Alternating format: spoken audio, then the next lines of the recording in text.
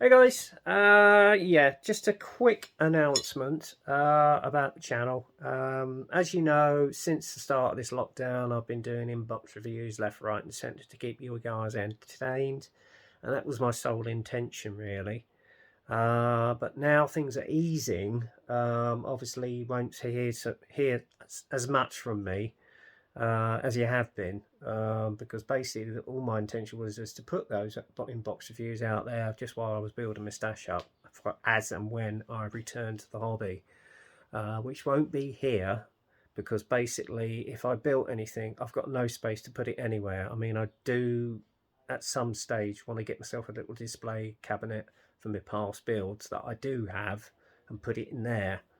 But in terms of doing anything new here and getting it finished, I just do not have the space, and that's the reason why not done any builds in what, just under a year now, or just over a year. Because this time last year, I obviously had the Panzer II diorama with the DAC one from Tamiya that I was completing or trying to complete, and obviously I was working on the Wessex for the National Pi group build at the time. Whereas the Phantom I had obviously had a shot mould issue, which I must say Airfix's, or should I say Hornby's aftercare services got something to be desired, because I eventually got blocked from them, and all I did was just chase up and say, look, here's the issue, been referred, and unusually for them, they were disputing it, and I sent them copies of the receipt, etc. And yep, they didn't want to know. So yeah, it's put a little slight mark against them in my eyes, to be honest with you. But I know I can understand they're under pressure, etc. But there's no way to treat your customers like that. Really, there wasn't. I know it was a nice kit; it was coming on really well. I mean, that aftermarket cockpit set I had with it really made it pop. And the only thing that bloody ruined it was the short mould on it, on the fuselage. So yeah, what they needed to do was just cut spare sprue off, send me a new fuselage. That would have been the end of it. But oh no, they didn't. But there you go. That is old history. And yeah, and then the rest, as you know, I had to suddenly move because obviously I couldn't afford to live there anymore because things had changed at work with my hours, etc. So I had to downgrade and find a place nearer to work, which is here in Bracknell. So yeah, I had to sell a lot of my stash off, and what I did have is put into storage. Um, and a lot of the materials I had to dispense with because I just didn't have the space here to bring them here. So yeah, that was a bit gut wrenching, but at the end of the day, I had to do what I had to do. So yeah, and at the end of the day, it's only a hobby. So yeah, although it's something a hobby that I love and I do miss, I really do miss it. But you know, when things improve and when the world stops being on fire,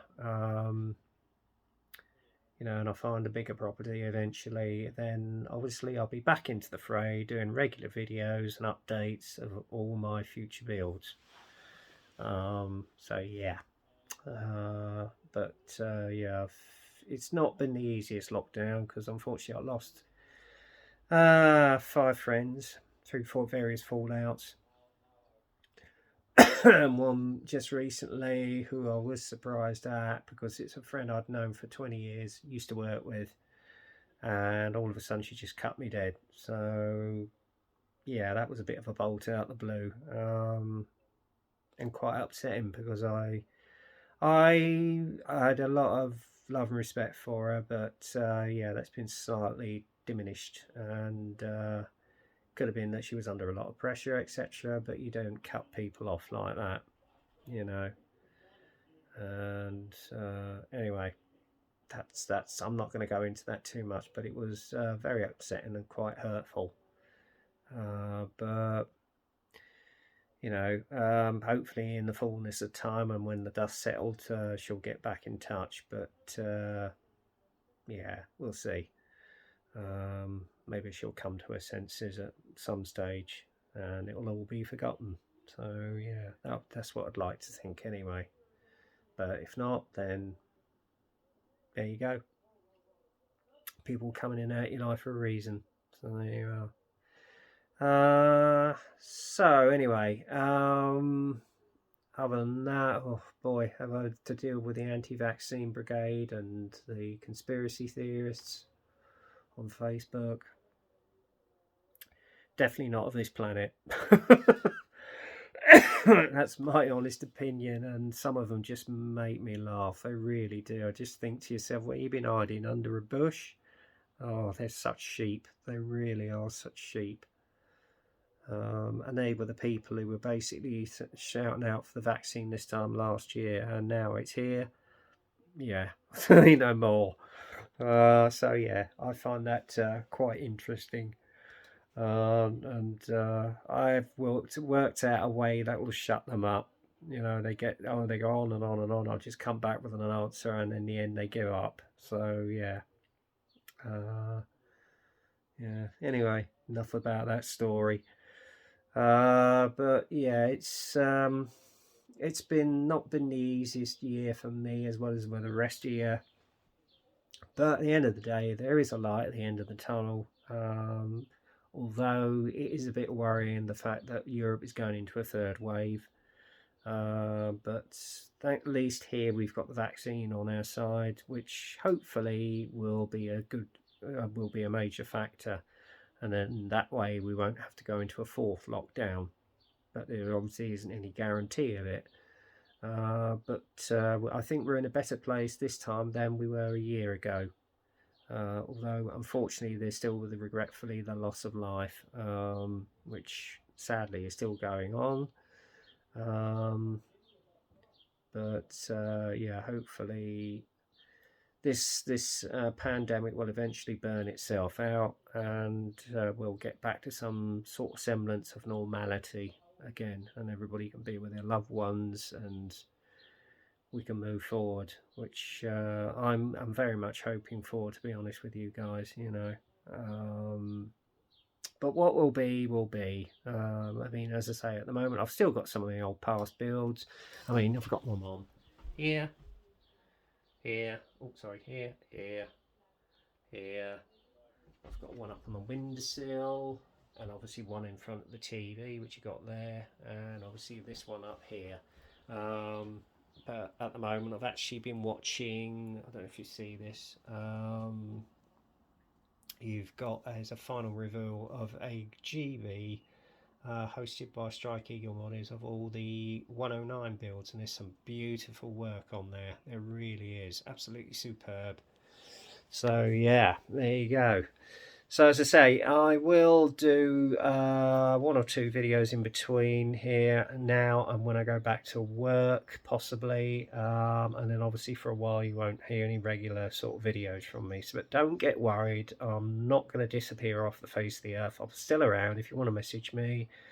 If you need any help or advice or queries or anything like that, I'll help you the best way I can. But crikey, I just noticed I've still got that's one thing I've developed is a double chin. Oops. Yes. Because admittedly there's not a lot of rural places around here that you can go for a walk and like where I was before. So yeah.